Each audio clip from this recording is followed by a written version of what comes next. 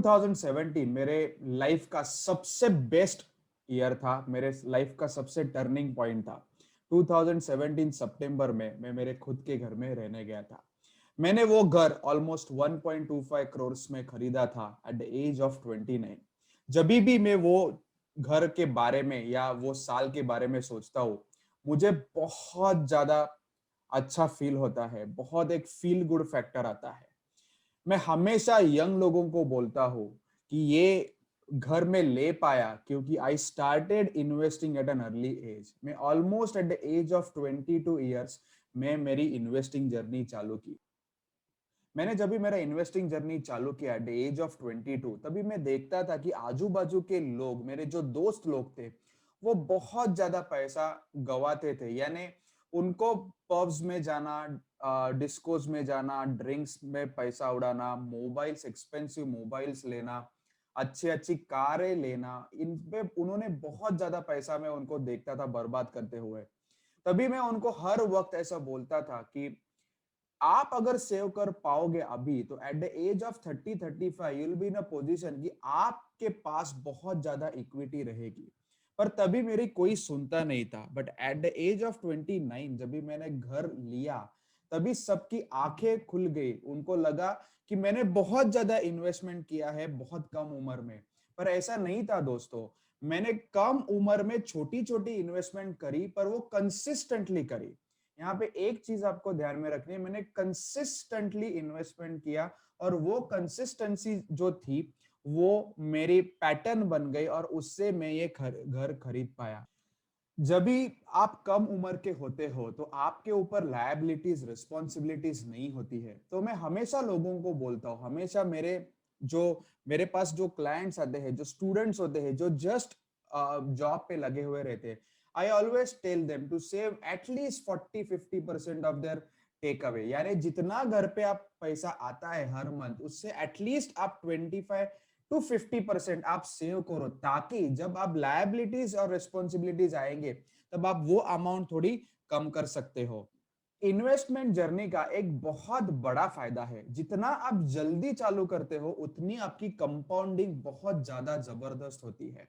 मैं फिर से रिपीट करता हूं, जितना आप जल्दी आप इन्वेस्ट करोगे, उतना आपकी जर्नी बहुत जबरदस्त होगी, कंपाउंडिंग इफेक्ट बहुत जबरदस्त होगा। लोग क्या सोचते हैं कि मेरा ना इनकम थोड़ा बढ़ने दो, फिर मैं इन्वेस्टमेंट करूंगा। ऐसा नहीं है दोस्तों। You can start with even 1000, you can start with even 500 rupees. But ये हैबिट इनकलकेट करना बहुत ज्यादा इंपॉर्टेंट है। मैं आपको एग्जांपल देता हूं। आपका एक, लेट से आपका पर मंथ इनकम 25,000 है। आप 10,000 का मोबाइल ले सकते हो, पर आप 1,000 रुपया स्टॉक्स में, म्यूचुअल फंड्स में, या किसी भी एसेट क्लास में इन्वेस्ट नहीं कर सकते हो। लोगों को मैं देखता हूं, लोग ईएमआई पर मोबाइल लेते हैं, 2-2, 3-3, 5-5 हजार रुपए का ईएमआई भरते हैं। पर जब भी मैं उनको बोलता हूं कि आप एसआईपी करो, आप एसआईपी में इन्वेस्ट करो, म्यूचुअल फंड्स में इन्वेस्ट करो, तो उनका कहना होता है कि मेरे पास पैसा नहीं है। ऐसा नहीं करना चाहिए। ट्रस्ट मी, जब भी आपकी उम्र बढ़ेगी, तो आपको ऐसा लगना नहीं चाहिए कि तभी मैंने क्यों नहीं इन्वेस्ट किया। The earlier you start, the more compounding effect will come into play. इसका इसका मतलब ऐसा है कि आप अगर लेट से 35-40 आपने अभी कभी चालू ही नहीं किया इन्वेस्टमेंट, तो आपने अभी नहीं करना चाहिए। आपको तो तुरंत करना चाहिए इन्वेस्टमेंट, आपको तो तुरंत करना चाहिए। पर जो लोग अभी इन्वेस्टमेंट जर्नी चालू कर रहे, they are in to mid 20s या अर्ली 20s, उन लोगों को तो मैं बोलूंगा एटलीस्ट से 40-50% of your take away salary. So whenever you start your investment journey, आपको पहले दो चीजों के बारे में देखना है। First is, do you have an adequate mediclaim? आपके पास एडिक्वेट मेडिक्लेम है कि नहीं? आपको अगर मेडिक्लेम कैसा चूज करना है वो मालूम नहीं है, तो मेरा वीडियो है, आप देख सकते हो, उसकी लिंक मैं डिस्क्रिप्शन बॉक्स में दे दूंगा। सेकंड है, आपके पास एडिक्वेट टर्म इंश्योरेंस होना चाहिए। जब भी मैं टर्म कवर के बारे में बात करूंगा, तो मैं प्योर टर्म इंश्योरेंस के बारे में बात करूंगा। मैं कभी यूलिप्स, एलआईसी, एंडाउमेंट, इसके बारे में नहीं बात करूंगा। You should have a plain term insurance. अगर ये दोनों चीज आपके पास है, तो आप तीसरी चीज करना चाहते हो, आपके पास अगर ये दो चीज है तो then you can move on to the third thing, that is the main investment product.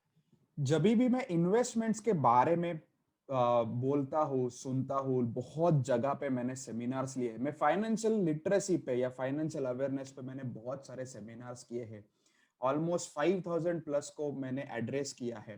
तभी मुझे ऐसा सामने से जवाब आता है कि हमेशा इन्वेस्टमेंट रिस्की एसेट में ना करते हुए अगर मैंने एफडीज में किया तो, मैंने सिर्फ गोल्ड लिया तो, या फिर मैंने सिर्फ रियल एस्टेट में किया तो, सी आपको ये जानना बहुत जरूरी है कि अलग अलग एसेट क्लास के अलग अलग फायदे हैं, अलग अलग नुकसान है। आज की ये वीडियो में मैं पूरा डिटेल्ड में आपको प्रेजेंटेशन देने वाला हूँ, डिटेल में बताने वाला हूँ कि क्या कौन से एसेट क्लास अवेलेबल होते हैं और वो कैसे कैसे किस तरीके से आप उसमें इन्वेस्टमेंट कर सकते हो।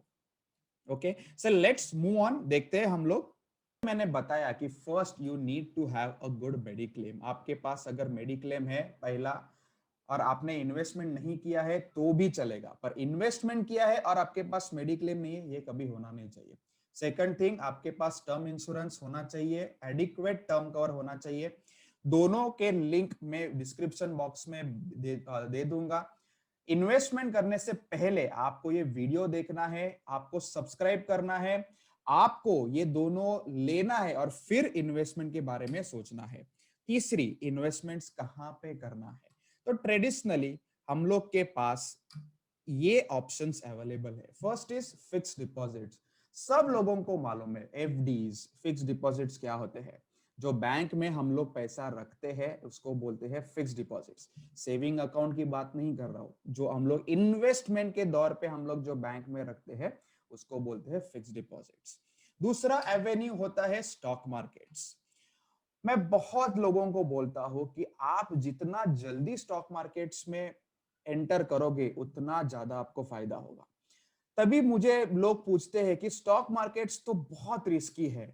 Yes, stock markets are risky, but they are risky in the shorter term. They are very low risk when you consider it for 5 years and 10 years. यानी आपका जितना टेन्योर बढ़ेगा उतनी आपकी रिस्क कम होगी। तीसरा है म्यूचुअल फंड्स। लेट से आपको स्टॉक मार्केट्स में नहीं जाना है पर तो भी स्टॉक मार्केट्स का मजा लेना है, तो आप क्या कर सकते हो, आप म्यूचुअल फंड्स में इन्वेस्ट कर सकते हो। म्यूचुअल फंड्स एक ऐसा इंस्ट्रूमेंट है जो आपको स्टॉक मार्केट्स पे जाने का मजा भी देता है और आपको रिस्क भी कम होता है। फोर्थ ऑप्शन है गोल्ड। बहुत बार मैं देखता हूं लोगों का इंक्लिनेशन गोल्ड में बहुत ज्यादा होता है। अभी ये एसेट क्लास में पहले बताऊंगा, फिर मैं हम लोग देखेंगे कि कौन सा एसेट क्लास कितना रिटर्न्स अब तक दिया हुआ है और कैसे वेल्थ क्रिएशन करना है, और लास्ट है रियल एस्टेट। ओके, अभी यहाँ पे जब भी आप इन्वेस्ट करते हो आपको एक चीज का ध्यान रखना है। एक देखना है आपको कि आपकी इन्वेस्टमेंट लिक्विड है कि नहीं। लिक्विड यानी आपको अगर पैसा चाहिए तो आपने वो इन्वेस्टमेंट तोड़ा और आपके खाते में पैसे आया। दूसरी चीज आपको देखना है कि इन्फ्लेशन बीट हो रहा है कि नहीं। इन्फ्लेशन यानी महंगाई। आज के जमाने में महंगाई 8 से 9% है, तो आप जो इन्वेस्टमेंट कर रहे हो उसका रिटर्न 8 से 9% के ऊपर होना चाहिए। अभी बहुत लोगों को इन्फ्लेशन क्या है ये समझता नहीं है। मैं आपको एक एग्जांपल देता हूं। मैं 2003 में मेरे 10वीं हो गई, यानी आई पास्ड 10th इन 2003। तभी लेट से इन 2003 मेरे डैडी ने मुझे 500 रुपया दिया। मुझे बोला कि राहुल ये तेरी महीने की पॉकेट मनी है। मैं कॉलेज में जा रहा था तभी मेरे वो 500 रुपया मेरे पॉकेट से गिर गया और वो घूम गया। 2021 में मुझे वो जो घुमा हुआ 500 रुपया मिल गया। अभी 2003 में 500 रुपए की कीमत और 2021 में 500 रुपए की कीमत बहुत डिफरेंस है। उसको बोलते हैं इन्फ्लेशन, उसको बोलते हैं महंगाई। तो आप जिस इंस्ट्रूमेंट में इन्वेस्ट करना चाहते हो उस इंस्ट्रूमेंट का returns over a period of 5 years should be more than 8 to 9% which is current inflation. तो हम लोग देखते हैं जो जो दो पैरामीटर्स मैंने आपको बताए वो पैरामीटर्स से हम लोग जो जो इंस्ट्रूमेंट्स मैंने अभी बताए उसको हम लोग एनालाइज करते हैं। पहला इंस्ट्रूमेंट है फिक्स डिपॉजिट। फिक्स डिपॉजिट में लोग क्यों इन्वेस्ट करते हैं? बिकॉज उसको बहुत रिस्क कम है। यानी आपने बैंक में पैसा डाला तो बैंक एक नेशनलाइज पैसा डाला, नेशनलाइज बैंक में आपने पैसा डाला तो वो पैसा कभी डूब नहीं सकता है। ओके, उसको बोलते हैं लो रिस्क। अब ये लो रिस्क होने के कारण आज की तारीख में एफडीज आपको 4 से 5% रिटर्न देता है। यानी आपने 1 लाख रुपया अभी डाला तो 1 साल के बाद आपको 1 लाख रुपया और 5,000 रुपया मिलेगा। That is 5% on your investment. दूसरा है स्टॉक मार्केट्स, वेरी रिस्की। सब लोग जैसे बोलते हैं stock markets is very risky, yes it is a high risk instrument, but जैसे मैंने बोला आपका टेन्योर जितना ज्यादा होगा उतनी आपकी रिस्क कम होगी। रिस्क होने के कारण स्टॉक मार्केट्स ने अब तक लास्ट 25-30 साल में ऑलमोस्ट 10 से 12% सालाना रिटर्न दिया है। मैं फिर से रिपीट करूंगा, स्टॉक मार्केट्स रिस्की है, पर अगर आप 25-30 साल का रिकॉर्ड देखोगे तो उसने 10 to 12% एवरेज रिटर्न दिया है सालाना। तीसरा है म्यूचुअल फंड्स। मैंने जैसे बोला कि जिन लोगों को स्टॉक मार्केट में इन्वेस्ट नहीं करना है पर तो भी स्टॉक मार्केट्स का मजा लेना है तो आप म्यूचुअल फंड्स ले सकते हो। म्यूचुअल फंड्स एक बहुत जबरदस्त इंस्ट्रूमेंट है जहां से आप बहुत अच्छा वेल्थ क्रिएट कर सकते हो। ये उसका भी return on an average is 10 to 12%। चौथा है gold. Gold is also a low risk product, यानी उसमें ज्यादा रिस्क नहीं है। यानी शेयर मार्केट में कैसा होता है, बहुत से स्टॉक्स है जो इलिक्विड है या बहुत वोलेटाइल है, वो 100 रुपए से जीरो हो सकते हैं, उसको बोलते हैं रिस्क। गोल्ड कभी बहुत कम यानी जीरो कभी हो सकता नहीं है, उसको बोलते हैं लो रिस्क। अब तक का गोल्ड का रिकॉर्ड है उसने 8 to 9% रिटर्न्स दिए हुए हैं। Last is real estate. Real estate is also low risk, it gives 8 to 9% returns. जैसे मैंने बोला कि first point you should consider is whether your asset classes और योर इंस्ट्रूमेंट्स आर लिक्विड, यानी आपको अगर जब भी पैसा चाहिए तभी मिल सकता है क्या? तो रियल एस्टेट छोड़ के बाकी चारों एसेट क्लासेस लिक्विड है, यानी आपको अगर पैसा चाहिए तो आपको पैसा मिलेगा। पर जैसे मैंने बताया कि आज की महंगाई कितनी है, 8 से 9%। अगर मैं 8 से 9% महंगाई देखता हूं और मैं एसेट क्लासेस कंपेयर करता हूं तो मुझे दिखता है कि stock markets and mutual funds ये दो ही एसेट क्लासेस ऐसे हैं जिसने over a period of time महंगाई को बीट किया है। अभी आपके मन में सवाल आया आया होगा कि stock markets mutual fund risk है तो मैं एफडीज में ही पैसा रखता हूं। आप म्यूचुअल फंड्स में बिल्कुल इन्वेस्ट मत करो, स्टॉक मार्केट्स में भी इन्वेस्ट मत करो, आप फुल पैसा एफडीज में रखो। पर 5% के हिसाब से आप पैसा सेव कर रहे हैं, आप वेल्थ नहीं क्रिएट कर रहे हो।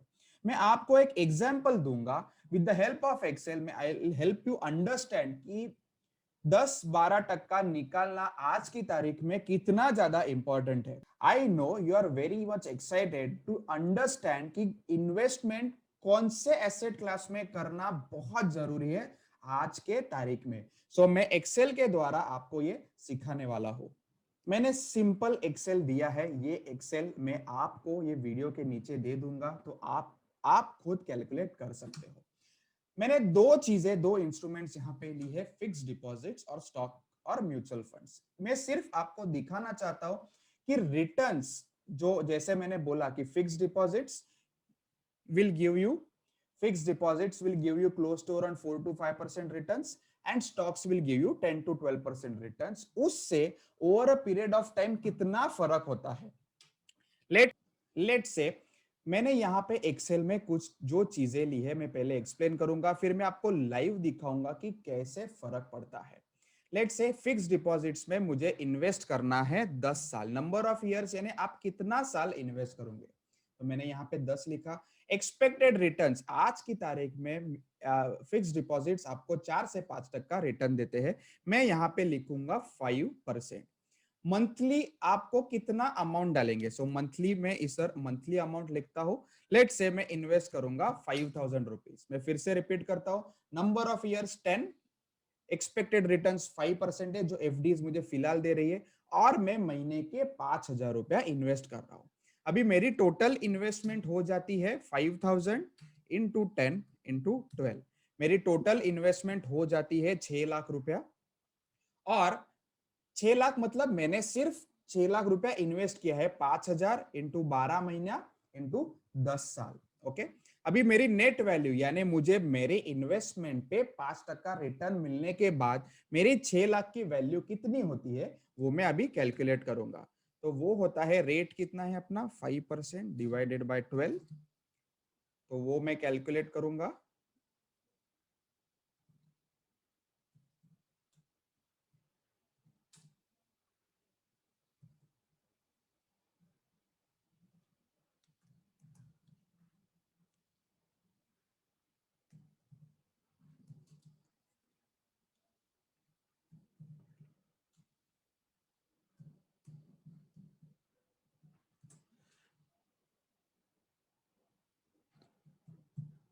तो वो आता है 7,80,000 अप्रोक्सीमेटली।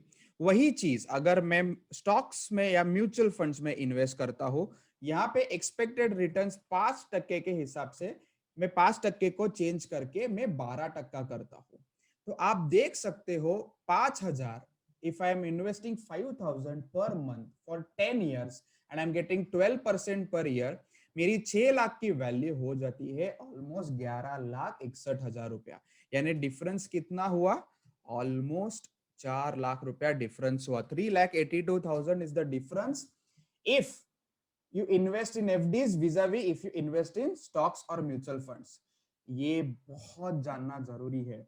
लेट से अभी मुझे पता चला है कि मुझे म्यूचुअल फंड्स या स्टॉक मार्केट में इन्वेस्ट करना है। अभी मेरा गोल है, लेट से 1 करोड़ रुपया मेरा गोल है, वो मुझे 15 साल में करना अचीव। तो मैं क्या करूंगा, मैं इधर 15 डालूंगा, 12% है, मुझे गोल करना है 1 करोड़ रुपया। तो मैं 30,000 का लेट से एसआईपी किया या 25,000 का एसआईपी किया तो मेरा गोल अचीव हो जाता है। So if I invest 25,000 per month for 15 years and I get 12% returns, my net investment यानी मैं इन्वेस्ट करता हूँ 45 lakhs और मेरी अमाउंट हो जाती है 1,26,00,000।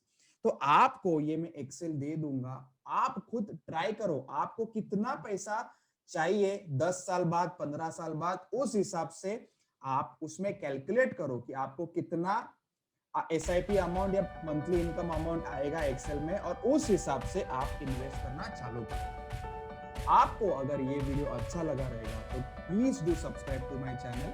आप ज्यादा से ज्यादा लाइक करो, कमेंट्स करो और ज्यादा से ज्यादा दोस्तों से आप शेयर करो। आपको अगर मेरी तरफ से कुछ असिस्टेंस चाहिए तो मैं मेरा ईमेल आईडी ड्रॉप करूंगा, मेरा मोबाइल नंबर भी ड्रॉप करूंगा, आप मुझे कॉन्टैक्ट कर सकते हैं। Thank you very much.